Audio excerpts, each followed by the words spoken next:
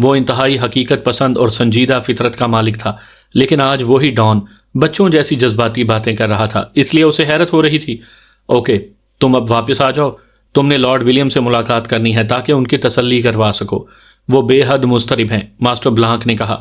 ایسا ہونا بھی چاہیے چیف، گرے اور اس کے پورے سیکشن کی موت نے انہیں ہلا کر رکھ دیا ہوگا۔ بہرحال میں انہیں مطمئن کر دوں گا، اور کل کی فلائٹ پر ہماری سیٹیں کنفرم ہو چکی ہیں، ڈان نے کہا۔ اوکے، دوسری طرف سے کہا گیا اور اس کے ساتھ ہی رابطہ ختم ہو گیا، اور ساتھ ہی سیٹی کی ہلکی سی آواز سنائی دی تو ڈان نے بے اختیار ایک طویل سانس لیا، اور اس نے یکے بعد دیگرے اسپیشل فون کے 2 بٹن پریس کر دیے، اور پھر فون اٹھا کر وہ کرسی سے اٹھا اور الماری کی طرف بڑھ گیا۔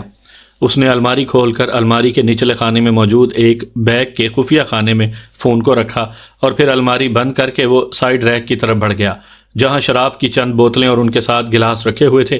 اس نے شراب کی 1 بوتل اور 2 گلاس اٹھائے اور انہیں لا کر میز پر رکھ دیا۔